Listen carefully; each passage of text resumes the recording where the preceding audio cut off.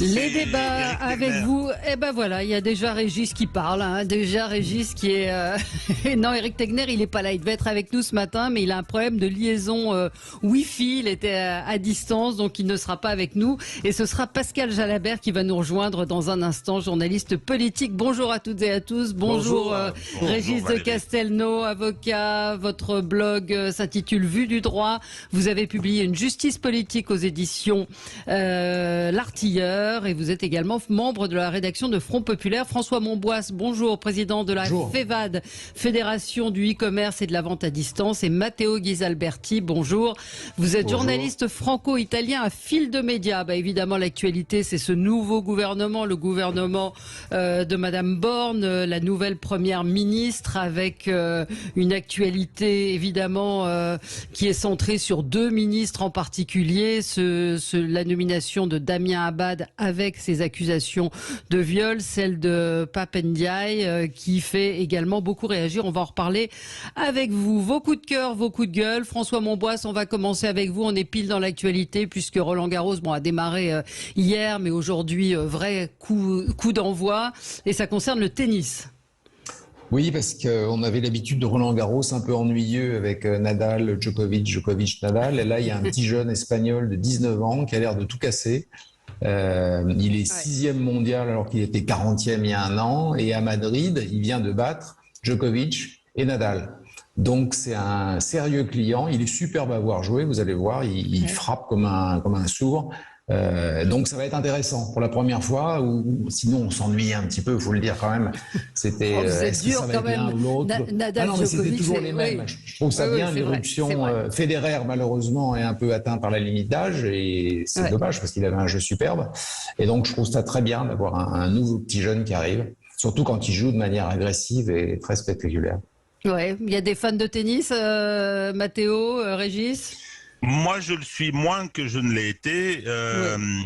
Le tournoi de Roland-Garros, parce que c'est la terre battue, c'est très agréable à jouer. J'ai pratiqué pas mal, mais c'est pas terrible à regarder. Je préfère naturellement Wimbledon, c'est plus rapide. Et donc, je préfère maintenant le tennis féminin. Je trouve que justement, les hommes frappent trop fort. Ils frappent trop fort, ils montent rarement au filet parce qu'ils sont tellement puissants que c'est la garantie du passing shoot si on monte, ou du passing shot, je sais pas comment on dit. Donc je trouve que le tennis féminin est plus spectaculaire, plus sympa, j'aime mieux. Bon, Matteo, il y a un Italien qui est doué ou pas? Bah oui, il y avait Matteo Berrettini, il y a Sinner, mais malheureusement, l'Italie s'est un peu éclipsée depuis quelques années, mais de toute façon, il y a aussi des bons champions à suivre en France, un peu moins peut-être dans ces dernières années, mais en tout cas, il y a une tradition très importante. Non, ce que j'aime beaucoup des tournois de tennis, c'est en tout cas la capacité que ce sport a d'imposer le silence au public. Et vu le monde dans lequel on vit, qui est très pollué par le bruit de tout type, voilà, le silence au milieu d'un match où il y a beaucoup de tension, c'est vraiment beau, je trouve. Bon, écoutez, on va suivre ça avec... Et Matteo, et le rugby, quand il y a des coups de pied de pénalité, le silence... C'est vrai. Pas en France, pas en France. Dans les pays anglo-saxons, oui, mais pas chez nous. Voilà. Alors, Matteo, c'est un... J'ai pensé à vous ce matin, effectivement, en lisant le journal, à la une du Figaro, on rappelle l'assassinat du Jules Falcon. Je voulais en parler, ça tombe bien que vous soyez là ce matin, de rappeler ce qui s'est passé il y a 30 ans, et c'est votre coup de cœur, coup de gueule, hommage ce matin. Oui, effectivement, parce qu'il y a 30 ans, jour par jour, le juge Falcone, qui était le chef du département antimafia de la justice italienne, a été tué avec sa femme et aussi les agents de sa garde rapprochée. Ils étaient dans des voitures blindées et malgré ça, ils ont été tués parce que en fait ils voyageaient sur l'autoroute de Palerme, à côté de Palerme, et la mafia avait positionné tellement d'explosifs en dessous de l'autoroute que en fait ils ont explosé dans le ciel malheureusement, et il y avait un cratère. Si vous allez regarder les images sur internet, tellement la puissance de l'explosion a été forte. Et c'est un coup de gueule, le mien aussi, parce que malheureusement la mafia, bénéficie encore de protection en Italie, mais aussi ailleurs, qu'on la sous-estime souvent. Et vous savez, le juge Falcone et aussi son successeur, qui d'ailleurs a été tué 50 jours après, le juge Borsellino, disait qu'il faut toujours parler de la mafia, justement pour ne pas favoriser l'omerta. Il faut toujours dénoncer, il faut toujours dire que la mafia peut aussi s'infiltrer dans des circuits honnêtes, comme je sais pas, l'immobilier plutôt que d'autres parties du commerce, etc. Donc il faut toujours en parler.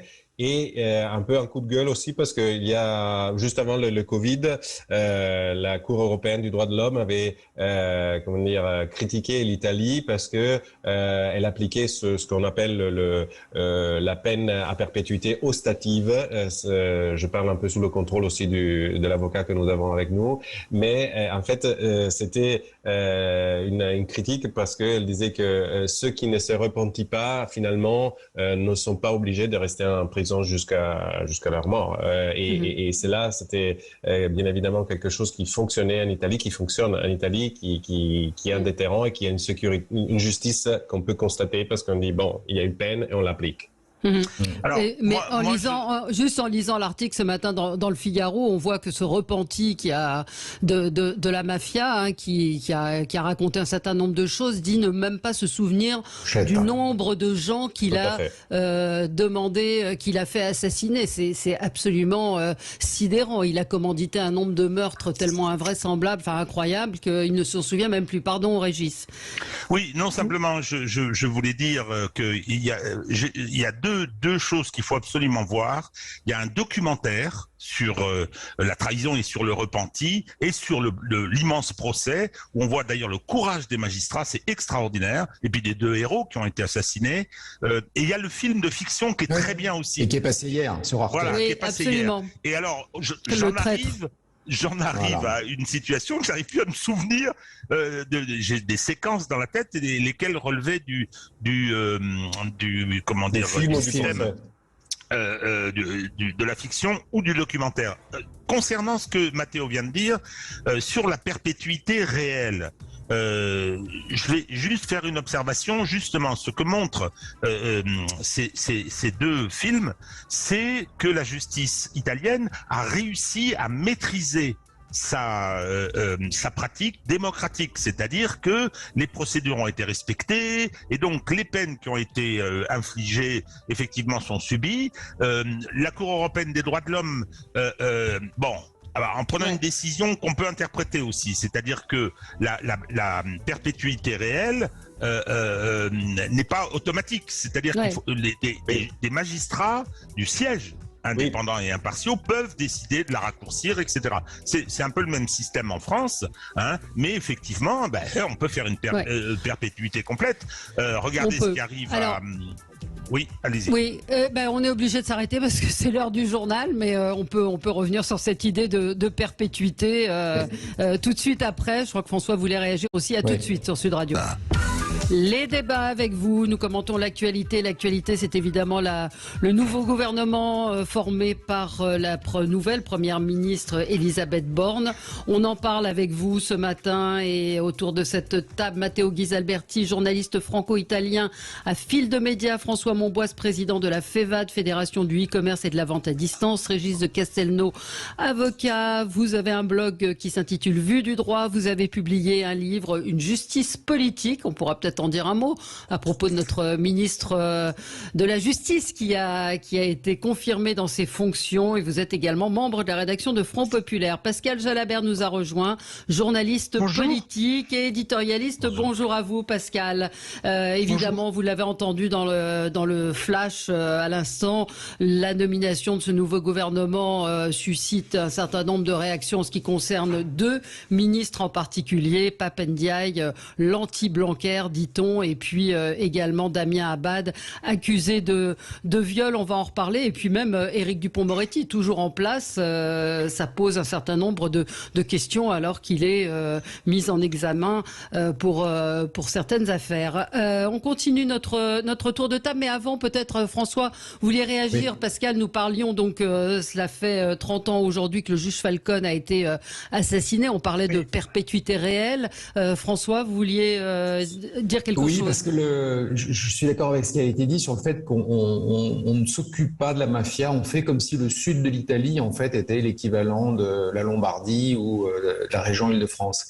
Et ça me rappelle, dans un autre pays qui a rejoint l'Union européenne récemment, un ami gendarme haut placé qui me disait qu'au début, les réunions des gendarmes, quand il y avait les Bulgares et les Roumains, il y avait deux réunions, une avec eux et une sans, parce qu'ils étaient très très inquiets de la possible corruption au gradé de ces deux pays. Et il me semble qu'au niveau de la Commission, on traite tout le monde de la même manière. Oui. On pense que l'acceptation de l'impôt en Finlande est la même qu'en Grèce. Et on occulte complètement le fait que dans les pays du Sud, c'est pas la même chose. Non, mais dans certains pays. Il faut dire aussi qu'en Italie, il y a cette attention et des lois très dures qui sont, par exemple, les régimes d'isolation pour les boss, les prisonniers, donc l'article 41 bis du code pénal, des procédures pénales, et personne, même, je veux dire, à gauche, dit non, c'est trop inhumain. Il y a une certitude de la peine pour ce qui concerne la mafia et le terrorisme en Italie, après les années de plomb notamment, il n'est pas remis en discussion pratiquement. Donc, on sait et qu'il faut justement en parler. Moi, j'avais un mot qui n'a strictement. Alors peut-être Pascal, vous voulez réagir ou pas sur le sujet du juge Falcon, de la mafia? Non, il est clair que la mafia aujourd'hui, évidemment, c'est plus celle qu'on voit dans les films, c'est-à-dire qu'elle est très investie dans le monde des affaires, notamment, semble-t-il, dans celui d'ailleurs du traitement des déchets, puisqu'il semble qu'en Italie, cette activité soit totalement contrôlée par la mafia, qui semble-t-il fait aussi travailler des enfants. Donc au début, la mafia, c'était quelque chose qui vivait dans l'illégalité. Aujourd'hui, il reste cette façade, mais surtout, elle est en train de blanchir ses capitaux à travers des activités plutôt légales.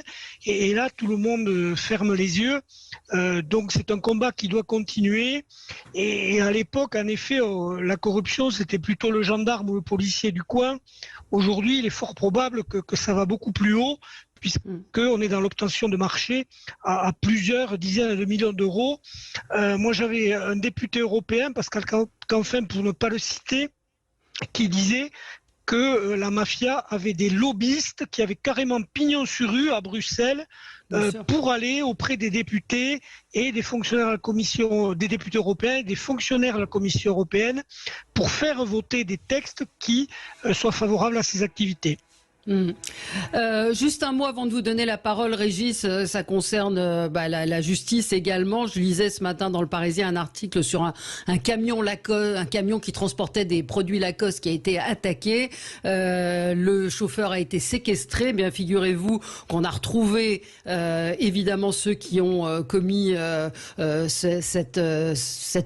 cette séquestration et ce vol. Eh bien, l'un d'entre eux, figurez-vous, avait été condamné à 4 ans de prison qu'il n'avait pas effectué. On a retrouvé chez lui 9 kilos de cannabis. Donc voilà, c'est un petit fait divers, petit détail qui s'ajoute, encore une fois, quand on parle des récidivistes et qu'on semble découvrir que, mais enfin, comment un type qui n'a pas fait ses 4 ans de prison, qui était recherché, se retrouve encore en liberté? moi ça me sidère. Voilà. C'était mon coup de gueule. Je sais pas, je repense toujours au récidiviste qui a tué le fils de Yannick Aleno et qui a tué un autre qui a tué quelqu'un dans le nord de Paris la semaine dernière.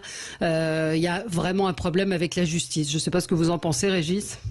Moi, alors, mon coup de gueule, c'est pas la justice, mais de toute façon, c'est toujours la justice.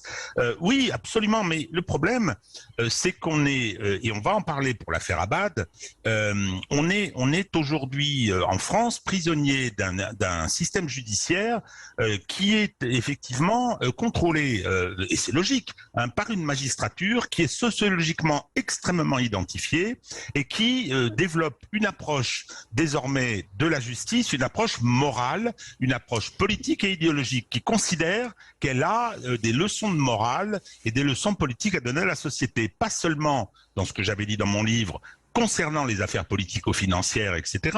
Hein, mais il y avait eu bien évidemment la répression de masse contre les Gilets jaunes, mais il y a l'incident de Bayonne, avec ce malheureux chauffeur de bus qui a été massacré. Hein, donc, il y avait une qualification de meurtre qui avait été décidée et le juge d'instruction n'a pas voulu renvoyer devant la cour d'assises qui en aurait décidé si oui ou non il y avait intention homicide. Non, monsieur a pris un préjugement en disant non, coup et blessure volontaire ayant entraîné la mort sans intention de la donner. Et alors, rappelez-vous l'émotion que ça avait suscité dans ce pays, mais ces gens-là, je les connais, je les pratique depuis 50 ans. Hein, ils n'étaient pas comme ça avant, mais maintenant, effectivement, ils sont les dépositaires, ils sont le camp du bien, ils sont le dépositaire en même de la morale. Oui et non, parce que là, le type dont je vous parle, il a été condamné à 4 ans de prison, donc 4 ans de prison qu'il n'effectue pas. Donc la justice, elle fait aussi son boulot parfois, oui, mais attendez, et c'est pas exécuté, donc il y a un problème. Non, mais c'est pas exécuté, d'accord, mais qui est chargé de l'exécution?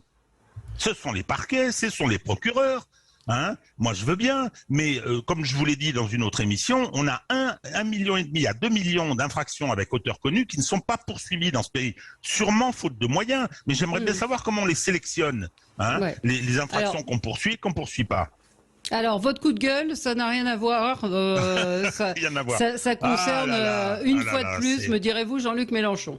Oui, alors une fois de plus, pas en ce qui me concerne, parce que moi, je le dis quasiment à chaque fois, pour me dédouaner, je dis que j'ai voté pour lui en 2012 et en 2017, mais là, on assiste à une dérive. Alors, Jean-Luc Mélenchon, après avoir approuvé l'annexion de la Crimée en 2017 par les Russes, en disant que c'était un horrible putsch Maïdan avec des nazis, ce qui est mon opinion, hein, et donc, et en disant que c'était normal que les Russes se protègent, et cette fois-ci, hop, il est passé à l'autre extrême, et il nous dit ce qui se passe en Ukraine est abominable, il faut impérativement que nous mettions notre force de dissuasion nucléaire dans l'espace. Alors monsieur est contre le nucléaire civil, mais il adore le nucléaire militaire, hein, et il dit je vais être Premier ministre. Madame Borne, elle n'est là que pour un intérim, je vais être Premier ministre, et il ignore totalement qu'il existe un traité dit traité de l'espace, qui a été signé en 1967, qui interdit, et même les Américains s'en sont pas retirés, qui interdit,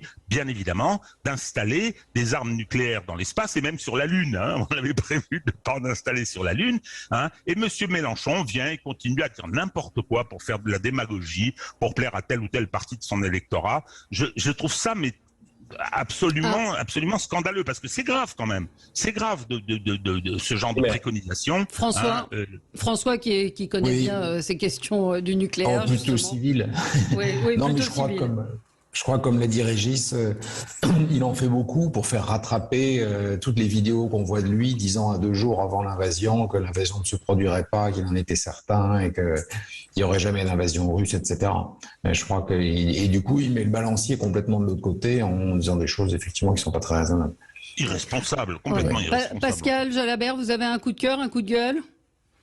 Oui, alors ce matin, un petit coup de gueule contre cette règle qui oblige les ministres battus aux élections législatives à ne pas rester en fonction. Moi, je suis désolé, mais député, c'est un mandat, ministre, c'est une fonction. D'un côté, c'est l'exécutif, de l'autre, le législatif. Donc, je ne vois pas où est le lien. Il peut y avoir de très bons ministres qui n'ont jamais fait d'élus, qui n'ont jamais été élus locaux, et inversement, d'excellents députés qui ne feront pas de bons ministres. Donc là encore, c'est une sorte de mélange qui est gênant parce que le pouvoir exécutif d'un côté, le pouvoir législatif de l'autre. Moi, j'irais même plus loin que ça. Un ministre nommé, il ne doit même pas être candidat à la députation. Il laisse la place directement aux suppléants. C'est pas à lui d'aller devant les urnes. Voilà. Non, mais après, s'il n'a pas de d'accord. il n'en a pas. Oui, mais moi la question plus basique et que je voulais effectivement vous poser aussi ce matin, c'est le sens qu'a la candidature d'Elisabeth Borne qui est Premier ministre. Pourquoi se présente-t-elle? Enfin, alors, on peut dire dans un sens c'est bien, elle va se confronter au vote, etc. Mais ça n'a pas de sens. Tous ceux qui sont ministres, qui seront élus députés, n'exerceront pas. Donc quel est l'intérêt? Ne seront pas députés. Alors petit tour de table. Oui, je voudrais un peu de technique. Effectivement, les premiers ministres dans l'histoire des élections législatives ont toujours conduit des majorités. Ils ont conduit une majorité pour aller à la législative, puisque si leur camp l'emporte, ils seront probablement confirmés. Pas toujours, mais ils seront probablement confirmés. Donc, effectivement, on conduit une majorité et le Premier ministre, qui est un choix très politique. En même temps, je suis assez d'accord que, je veux dire, la règle qui consiste à, si on est battu, à être contraint, c'est une règle de courtoisie entre guillemets, et probablement déplaisante. Mais je rappelle quand même que dans la Constitution de 58, lorsque vous étiez député, que vous deveniez ministre, vous perdiez votre poste de député. Et qu'est-ce qu'a fait Monsieur Sarkozy? Il a fait modifier la Constitution en 2008, et maintenant, si vous êtes, quand vous quittez votre poste de ministre, vous réintégrez directement le Parlement. Donc, il n'y a pas de partiel. Avant, il y avait des partiels. En plus, pour un ministre, se présenter à la députation, c'était effectivement une façon de dire est-ce que j'étais un bon ministre quelque part. Donc ça c'est beaucoup plus grave, me semble-t-il. Et si De Gaulle avait voulu qu'il y ait cette règle, c'est-à-dire que on fasse pas des allers-retours comme ça, c'est qu'il savait ce qu'il faisait. Effectivement, pour bien distinguer les choses. Enfin voilà, je suis effectivement assez d'accord. S'ils sont battus, ils peuvent rester. C'est cette règle politique. Vous avez été battu aux élections, je ne peux pas vous garder. Oui, effectivement. Ils prennent leur risque. S'ils veulent pas être candidats, ils sont pas candidats. En plus, il y a beaucoup d'hypocrisie là-dessus, parce que on sait très bien qu'on peut aussi choisir ses circonscriptions. Visiblement, Elisabeth Borne n'allait pas aller dans une circonscription où Jean-Luc Mélenchon et Marine Le Pen ont réalisé des scores canons. Stanislas Guerini, il est dans une circonscription dont il est d'ailleurs le sortant, plutôt facile, dans le 17e arrondissement de Paris. Gérald Darmanin, il aime blatter à Tourcoing, Sébastien Lecornu, pareil. Donc il y a toute une hypocrisie là-dessus. Alors que l'exécutif d'un côté, le législatif de l'autre, et puis chacun son métier dans la République. Alors vous allez pouvoir aussi répondre dans un instant, Matteo Ghesalberti. On marque une toute petite pause, à tout de suite. Et on continue nos débats. Nous allons commenter la formation du nouveau gouvernement, mais auparavant ce débat lancé par Pascal Jalabert sur députés, ministres. Quel est le sens pour un ministre de se présenter à la députation, en particulier pour la première d'entre elles, la première ministre, Matteo Ghesalberti? Moi, je suis pas complètement d'accord avec ce qu'il disait Pascal Jalabert et Régis de Castelnau pour une fois.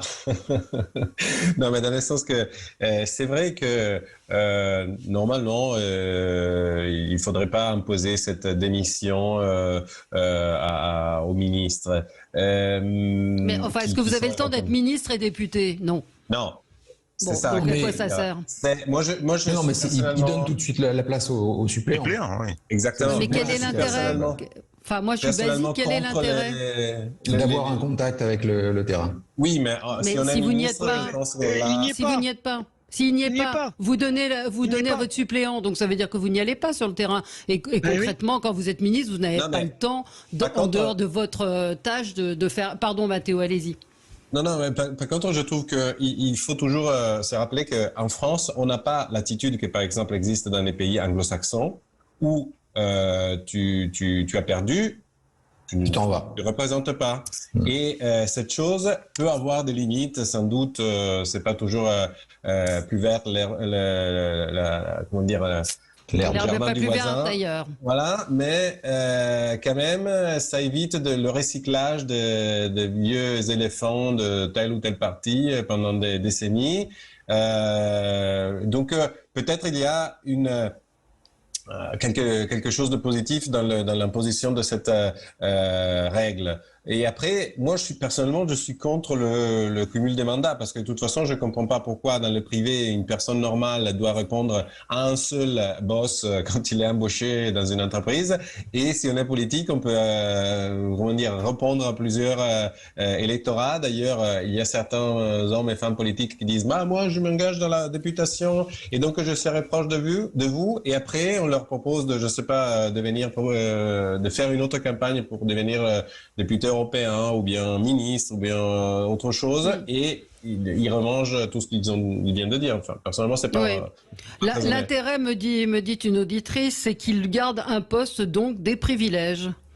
C'est aussi cela, François Monboisse. Oui, je suis partagé là parce que je comprends ce que dit Angela Baer. C'est pas. Mais moi, le risque, c'est d'avoir un gouvernement de gens qui sont complètement coupés de la réalité. Alors, c'est pas parfait, mais ça permet quand même d'avoir une circonscription, d'avoir des week-ends où les députés, même quand ils sont ministres, sont proches de la circonscription en question, d'aller écouter les plaintes des gens. On a beaucoup reproché au gouvernement précédent et au président de jamais. Oui, moi je préfère qu'ils soient conseillers municipaux. Je suis désolé. Ils peuvent autant. Alors par contre, paradoxalement, je trouve que le cumul des mandats le non-cumul des mandats a été une erreur. Alors je parle pas des présidents de région, des maires des grandes villes, mais rester conseiller municipal, rester adjoint, rester maire d'une petite commune, voilà, c'est autre chose. Ça met les pieds sur terre. C'est un contact, oui. Voilà, c'est un contact. Donc, député, vous ne l'êtes plus puisque vous êtes ministre. C'est le suppléant qui est député. Donc, vous en avez certains qui ne remettent pas les pieds dans la circonscription parce que le travail de ministre accapare beaucoup. Vous êtes ministre, souvent le week-end vous êtes pris. C'est très difficile de dégager du temps en semaine. Donc, ministre, c'est un job à part entière. Mais rester conseiller municipal, pourquoi pas, comme tout salarié, conseiller municipal ou adjoint en plus de son métier. Oui, là, oui. Mais voilà, c'est complètement différent. On est sur deux thématiques différentes. Mais le député, il doit être à l'Assemblée matin, midi et soir en semaine quand il est à session. Et donc, voilà, quand on est ministre, là où je rejoins Régis, c'est que c'est Nicolas Sarkozy qui a instauré, entre guillemets, ce privilège. C'est en quelque sorte un parachute doré. Oui. C'est-à-dire, vous n'êtes plus ministre, vous redevenez député, voilà, ça s'appelle un parachute.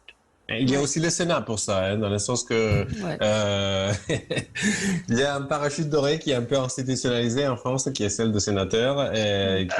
Attention, parce que les maires sont devenus très exigeants. Ça a un peu changé.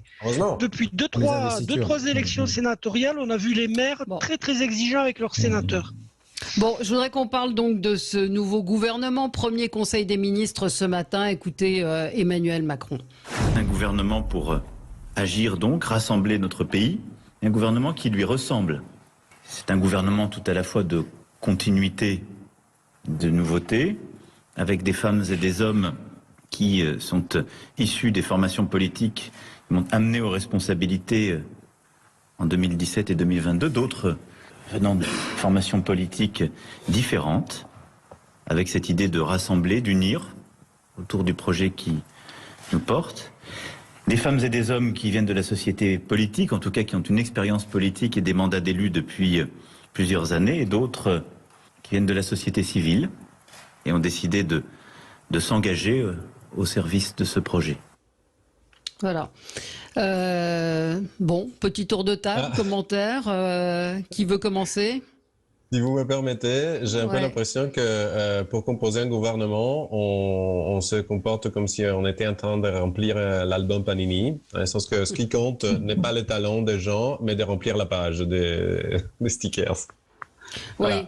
C'est-à-dire, c'est ce qu'avait dit, je crois, le tweet de Jean-Pierre Raffarin, un tiers d'amis, un tiers de fidèles, un tiers de ceux à qui on est redevable, etc. Voilà. Ce gouvernement, après on rentrera peut-être dans le détail, mais est-ce qu'il est à l'image de la France? Est-ce que vous sentez un renouveau, un nouveau projet de la part d'Emmanuel Macron? Parce que déjà, il a parlé tout à l'heure dans cette allocution introductive au Conseil des ministres d'une continuité. Donc, continuité, nouveau projet. On ne sait pas très bien où on est, Régis. La continuité, ce sera d'abord que ce gouvernement ne va servir à rien, puisque tout est décidé à l'Élysée. Tout est décidé. Le vrai grand chambellan, il s'appelle Alexis Collère. Ça, c'est une dérive qui avait surtout commencé d'ailleurs paradoxalement avec François Mitterrand. Chaque ministère était doublé par un collaborateur. Rappelez-vous qu'il a fallu étendre les locaux de l'Élysée. On a pris d'autres immeubles, etc. Et aujourd'hui, avec Emmanuel Macron, c'est encore plus net. Tout est décidé au château. Tous les arbitrages sont rendus par Emmanuel Macron. Quand vous discutez, je veux dire, moi j'ai beaucoup travaillé avec la sphère publique. Si vous discutez avec des gens qui continuent à y travailler, vous leur demandez mais est-ce que Matignon est toujours une fonction importante? On rend des arbitrages? Pas du tout. Pas du tout, c'est pas là où ça se joue. Donc on a fait effectivement, on a fait un casting pour regarder avec des messages, parce qu'il y a la perversion d'Emmanuel Macron, on va sûrement en reparler avec la domination du... Oh là là. Oui, allez, envoyé, Pascal, on marque une toute petite pause publicitaire et on revient avec vous sur Sud Radio. On est ensemble jusqu'à midi. Vous savez, vous pouvez réagir 0826 300 300 à la composition de ce nouveau gouvernement qui suscite un certain nombre de polémiques. Pascal Jalabert, déjà sur la composition du gouvernement. Oui, alors dans les polémiques, il faut bien distinguer, puisqu'on a la polémique donc sur Pape Ndiaye qui est purement politique. Sur Damien Abad, là, on entre dans le domaine judiciaire tout en respectant la présomption d'innocence. Et puis Éric Dupond-Moretti, c'est quand même une affaire en cours dont s'est saisie la justice. Donc on est sur trois polémiques différentes. Après, sur la composition globale, je crois qu'Emmanuel Macron a prononcé le mot de continuité. Il ne se trompe pas beaucoup. Très clairement, la première ministre était déjà dans son gouvernement. Les piliers de la majorité et du présent gouvernement sont toujours là. Le maire, Darmanin, Marc Fesneau, Sébastien Lecornu. Et puis parmi les nouveaux, on a quand même beaucoup de techniciens. La ministre de la Culture était conseillère culture à l'Élysée. Catherine Colonna, c'est une diplomate qui est là pour remettre peut-être un peu d'ordre au Quai d'Orsay et de lui dans les rouages. Donc on a un gouvernement très continuité. C'est vrai que la seule vraie surprise, c'est Pape Ndiaye. Et là, je crois quand même qu'Emmanuel Macron, et d'ailleurs Jean-Luc Mélenchon a réagi, a envoyé une pierre dans le jardin de la gauche et plus particulièrement de NUP en nommant quelqu'un issu de la diversité et qui tient un discours parfois proche de Jean-Luc Mélenchon, qui d'ailleurs a dû rendre hommage à cette nomination. Ben oui, et les enseignants sont contents. Mais moi, ce qui me sidère un petit peu quand même dans cette nomination, c'est qu'on voit bien la tactique plus que les convictions. C'est-à-dire qu'il est quand même aux antipodes d'un Jean-Michel Blanquer. Enfin, laissons-le effectivement arriver et faire son boulot. Mais sur le fond, c'est ce que vous avez dit. On a nommé ce ministre-là. C'est un message, c'est un signal. Ce n'est pas neutre. François Monbois sur l'orientation du gouvernement, il faut attendre le discours de politique générale. C'est là qu'on voit l'orientation des gouvernements et on voit si le Premier ministre ou la Première ministre a une orientation différente de ce qui était avant. Avant, on ne sait pas. Alors le problème, c'est qu'il faut qu'on attende d'avoir des députés pour ça. Donc on ne va pas avoir de discours tout de suite, il va falloir un certain temps. Et pour l'instant, on est un peu dans le flou. Sur les nominations à l'écologie, on va voir, ça va être compliqué pour les administrations, mais je trouve plutôt une bonne idée de séparer tout ce qui relève de l'énergie, où c'est quand même des plans à 30 ans, des discussions avec Bruxelles, discussions avec l'industrie, enfin du lourd, quoi. Et l'écologie proprement dit, qui va peut-être la loi AGED, où c'est un peu un fourre-tout de faire de la farine en vrac dans les supermarchés, sauvegarder telle ou telle rivière. Je pense que c'est bien de séparer les deux. Et puis c'est quand même la première fois depuis très très longtemps que EDF va avoir un ministre de tutelle qui n'est pas anti-nucléaire. Parce qu'on a quand même fait depuis 15 à 20 ans à EDF, on leur a mis un ministre de tutelle écolo qui ne les aime pas et qui n'aime pas ce qu'ils font. Enfin, faut quand même imaginer ce qu'ils ont vécu. C'est comme si on mettait ministre des Transports chargé de la SNCF, quelqu'un qui n'aime pas le train et qui supporte pas le TGV et qui fait tout pour dézinguer le TGV. C'est ça qu'ils ont eu EDF, tout le temps. Avec Barbara Pompili qui se déclarait militante anti-nucléaire, qui était chargée de chaperonner EDF. Donc ça, c'est fini et c'est plutôt bien. Ça va plutôt dans le bon sens. Alors, la complexité, c'est que l'administration, il n'y en a qu'une. Il va falloir qu'ils se séparent. Il n'y a pas de transport, comme vous l'avez dit. On va voir chez qui ça tombe. Enfin, au-delà des ministres, ce qui est important, c'est les administrations. Et il faut voir quelle administration va dans quelle... Oui, va être... Alors, peut-être... Oui, allez-y. Non, mais vous allez y venir. Le gros caillou dans la chaussure, c'est l'affaire Abad. C'est évident pour le gouvernement. Oui. Aujourd'hui, c'est ce qui occupe la une de l'actualité et qui efface un petit peu ce nouveau gouvernement. On rappelle que effectivement, Damien Abad est accusé de viol par 2 femmes. L'une des affaires a été classée sans suite. C'est une affaire, certains disent une vengeance des Républicains, mais je me souviens très bien de l'article qui était paru dans Closer en 2017 où cette jeune femme racontait ce qui lui était arrivé. Donc après, présomption d'innocence, effectivement. Ce matin, on voit que Stanislas Guerini dit « Ah bah oui, j'ai reçu une lettre, mais j'avais pas ouvert mes mails. » Oui, ça. Et écoutez, d'ailleurs, on peut écouter Fiona Texé, qui elle, pardon, je cherche, est cofondatrice de l'Observatoire des violences sexuelles. Écoutez ce qu'elle disait chez nos confrères de BFM TV. Nous avons envoyé un mail lundi 16 mai à Stanislas Guerini, Christophe Castaner et Bérangère Couillard pour LREM et à Aurélien Pradier pour LR. Nous avons également transmis le message au procureur de la République. Quelles ont été les réponses? Nous n'avons pas reçu de réponse. Voilà, ils n'ont pas reçu de réponse. Ils disent que c'est pas le bon mail, j'ai entendu. Ah bon, c'est pas le bon mail. Donc. Non, mais ce matin, Guerini a dit j'avais pas ouvert mes mails de la semaine. Bon. Non mais alors, on est ici, pas une. Régis de Castelnau. On vit dans quelle société? Le président de la République est élu avec 58, je l'ai regretté, 58% des voix. Il nomme des ministres. Alors, naturellement, vous imaginez ce que je peux penser d'Abad, de ses palinodies, de son changement de dernière seconde, etc., pour pouvoir intégrer un poste. Et on a des règlements de compte. Valérie, ce sont des règlements de compte. L'observatoire, c'est quoi? On a l'impression, ça ronfle. C'est les gens de MeToo qui ont monté ça. Et maintenant, Guerini, qui est également ministre, Guerini, qui est également ministre, doit se justifier d'avoir reçu des emails ou pas. Écoutez, non mais attendez, c'est pas MeToo qui a monté ce truc-là.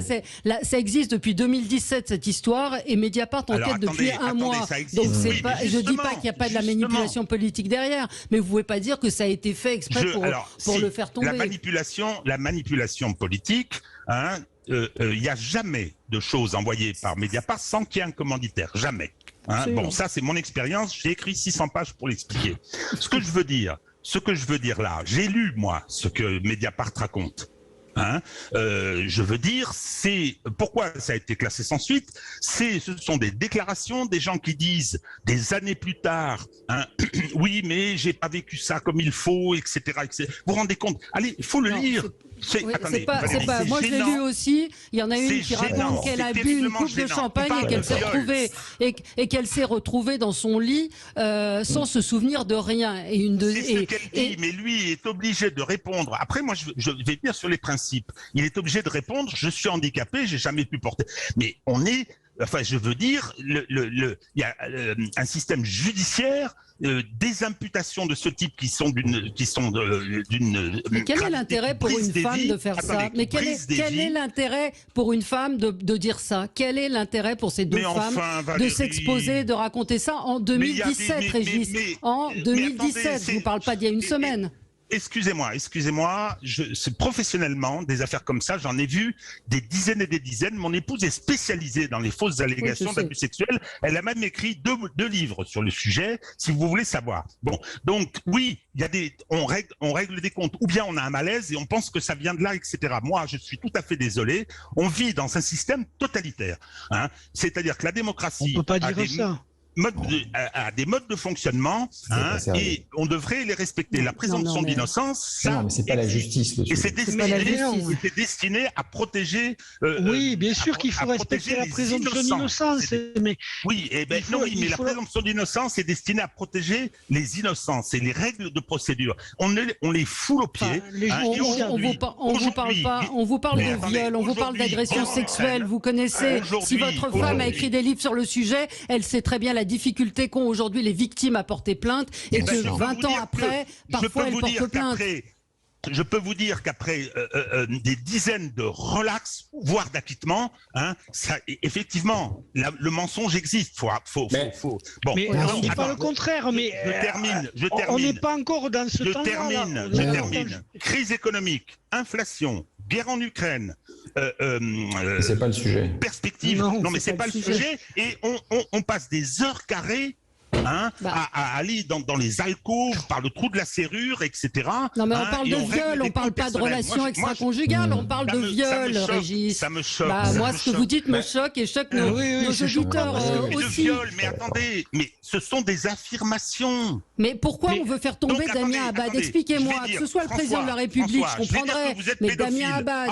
Il y a une accusation de pédophilie. Mais attendez, le mensonge existe, la justice est là, justement pour alors traiter... vous présagez du mensonge et la présomption non plus. C'est ce que vous dites. Je dis que le mensonge existe. Laissons faire la justice. Laissons faire la justice. Elle l'a faut aller fait, plus la vite. justice, déjà. On ne peut pas laisser faire. On la laisse pas faire, la justice. Régis, laissez parler vos camarades. Moi, je pense, François moi, je pense qu'il faut qu'il le débranche le plus vite possible. Il y a un article redoutable dans Libération qui est « Chez LR, personne ne s'étonne ». Et j'ai déjà lu ça. C'est effectivement ça. Monde Strauss-Kahn aussi, on disait bah oui, finalement on savait. Ouais, non, on peut pas avoir les violences faites aux femmes comme grande cause du quinquennat et un ministre qui est accusé comme ça. C'est enfin, très mal. Je veux pas être méchant pour lui, mais il y a d'autres ministres qui feront aussi bien le job. C'est pas comme si on avait Einstein à la recherche. C'est Damien Abad. Oui, mais c'est pas on une parle bonne pas. nouvelle, François. Mais il a pas encore pris le ministère, il vient d'arriver, donc il n'y a pas de. Qu'est-ce qui est pas une bonne nouvelle? Il a droit à la présomption d'innocence. Il a droit de se défendre. Donc voilà, comme tout citoyen qui est poursuivi dans n'importe quelle affaire. Mais là, peut-il assurer ses fonctions de ministre tout en se défendant d'accusations aussi graves? C'est la question qui est posée. Et la justice va s'en saisir. Si la justice ouvre d'abord une enquête puis une information, il est évident qu'il ne peut pas rester au gouvernement. Regardez, c'est trop grave. Je viens de taper Damien Abad sur Google. El Mundo, El Comercio, El País.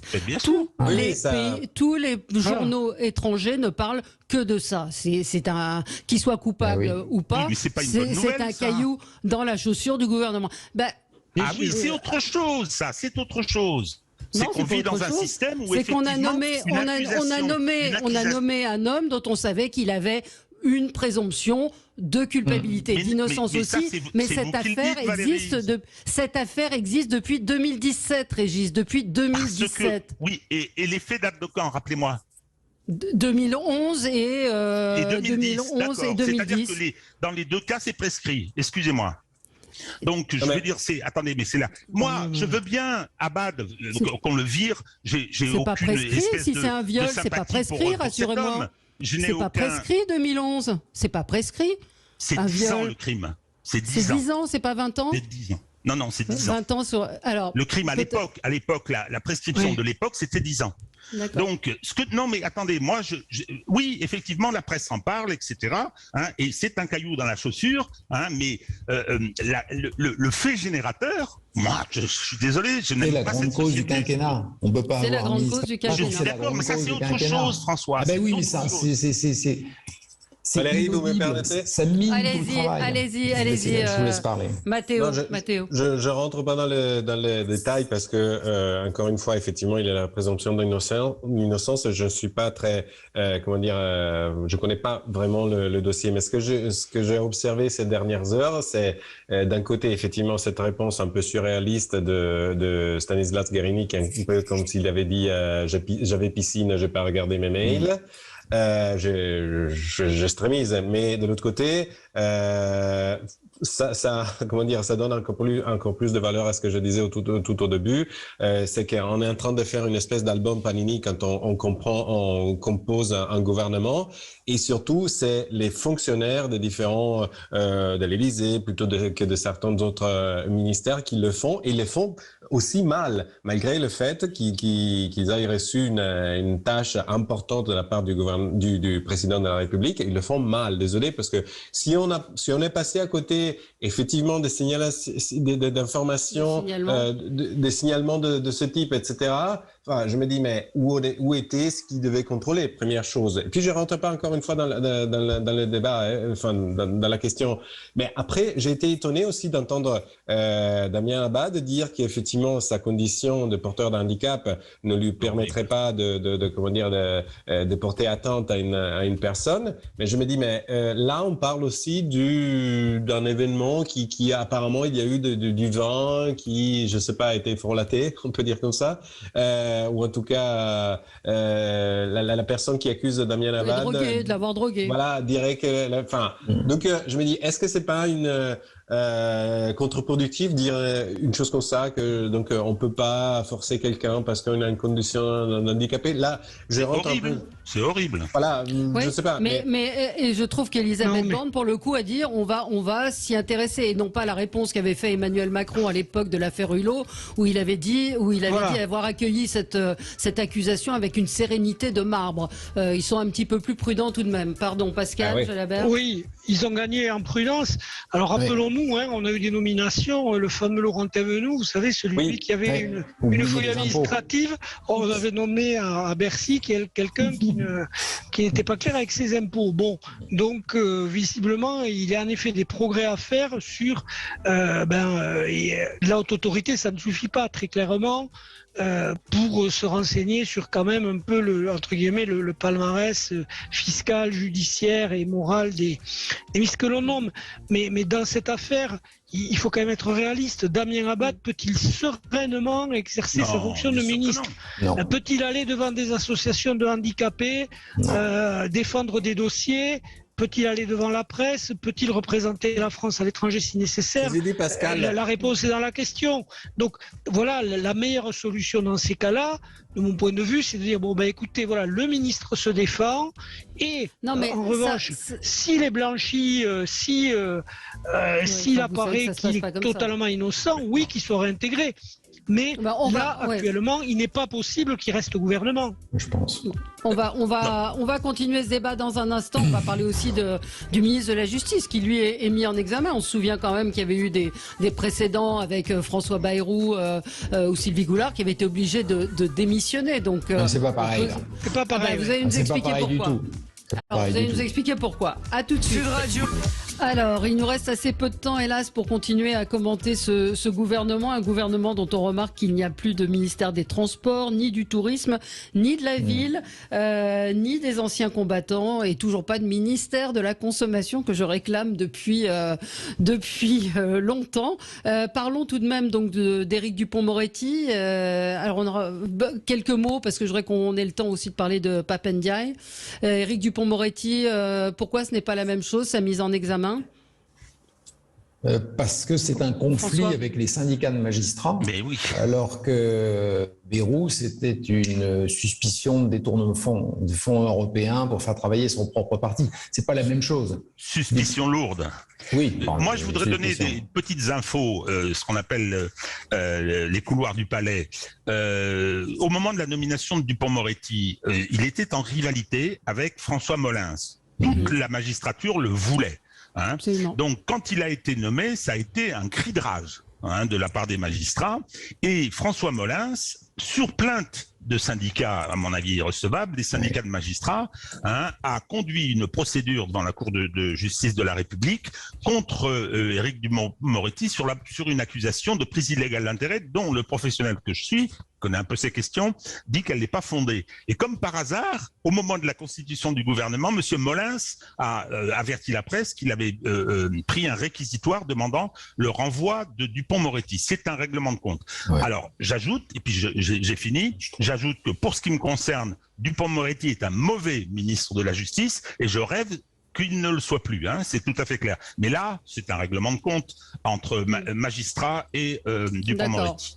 Bon, passons alors peut-être à Pape Ndiaye. Il nous reste peu de temps et c'est vrai que c'est celui qui a le plus surpris, Pascal Jalabert.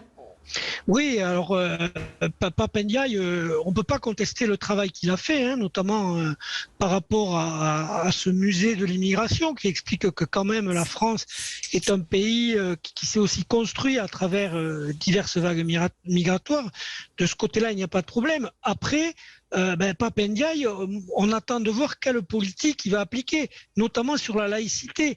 Il est clair qu'il n'est pas sur la ligne Blanquer-Schiappa. Marlène Schiappa a aussi été sortie du gouvernement, alors qu'elle était sur une ligne d'une laïcité conforme à la loi de 1905 qui dit, rappelons la phrase d'Aristide Briand, la loi protège la foi tant que la foi ne dit pas la loi.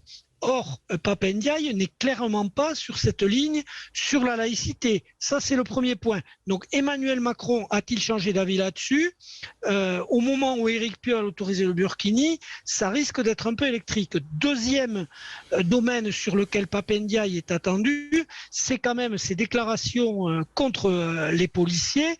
Moi, j'attends de voir la cohabitation avec Gérald Darmanin, parce qu'on ne peut pas dire qu'il y a un problème de violence de la police française comme ça, alors que le ministre de l'Intérieur dit exactement le contraire et qu'il y a une manifestation de soutien aux policiers à laquelle a participé très grandement le parti de la majorité et ses alliés, le MoDem et une partie de la droite.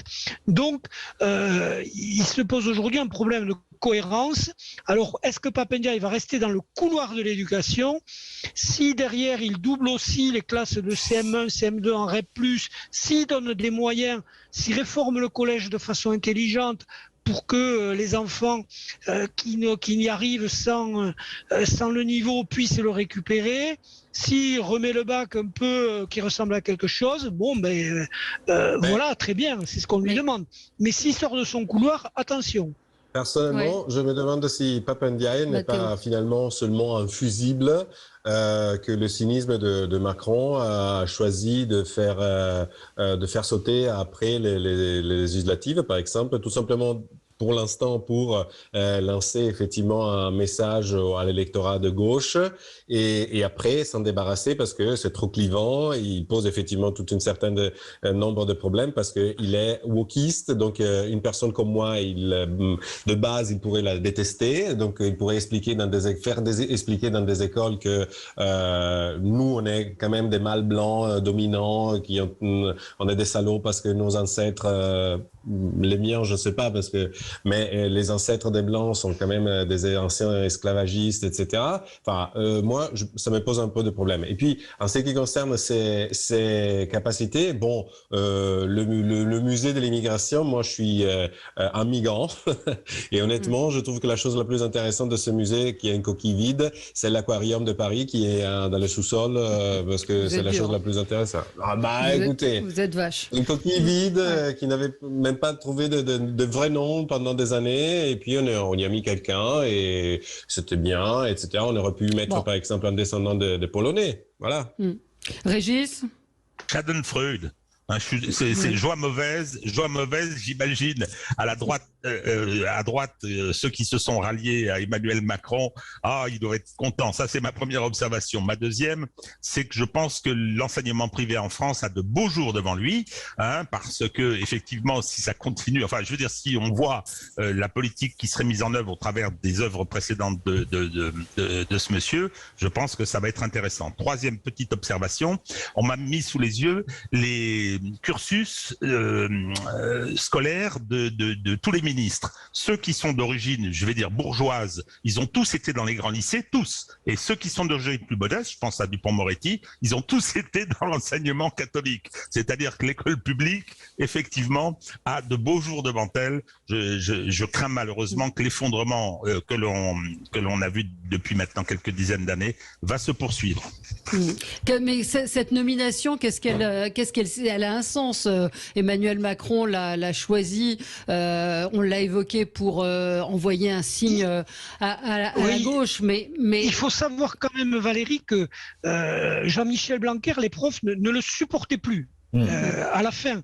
Donc là, on a mis un profil anti-Blanquer. Donc on a dit bon, mais comment faire si on met quelqu'un qui ressemble trop à Jean-Michel Blanquer, ça va faire la même chose. Donc Pape Ndiaye, c'est un peu le produit de cette fin de quinquennat qui a été terrible pour le ministre de l'Éducation nationale, qui a fait les réformes au début, notamment le fameux doublement des classes REP+, que même la gauche a applaudi, mais qui a perdu le fil de son action au fur et à mesure du quinquennat et qui est apparu comme un conservateur naviguant un peu à vue. Donc là, on a nommé un anti-Blanquer pour calmer le froid. Ça permet une chose. Au ministère de l'Éducation, c'est pas neutre non plus, puisque lui est pour la révision de l'histoire. Il porte un certain nombre de thèses, en tout cas dans ce qu'il a pu dire ou écrire précédemment, qui font que ça ne va pas dans le sens forcément du vivre ensemble tel qu'on pouvait l'imaginer, porté par un gouvernement d'Emmanuel Macron. Moi, je le préjuge pas. Il faut voir à l'épreuve des faits. C'est sûr que s'il décide de modifier les programmes d'histoire, ça va cliver. Donc, est-il capable, comme je l'ai dit, de rester dans le couloir, de faire des réformes dont a besoin l'éducation nationale et de ne pas aller sur tous ces sujets annexes, de mon point de vue, le wokisme, la réécriture de l'histoire. Aujourd'hui, on a besoin de quoi? D'une école performante avec des enseignants motivés et mieux payés. Donc, est-il capable de relever ce défi ou pas? C'est là-dessus qu'on va l'attendre. Peut-être devra-t-il mettre le mouchoir sur quelques convictions. Eh bien, nous verrons cela. Merci à tous les quatre pour ces débats. Dans un instant, c'est André Berkoff qui sera avec vous. À demain. Très bonne journée sur Sud Radio.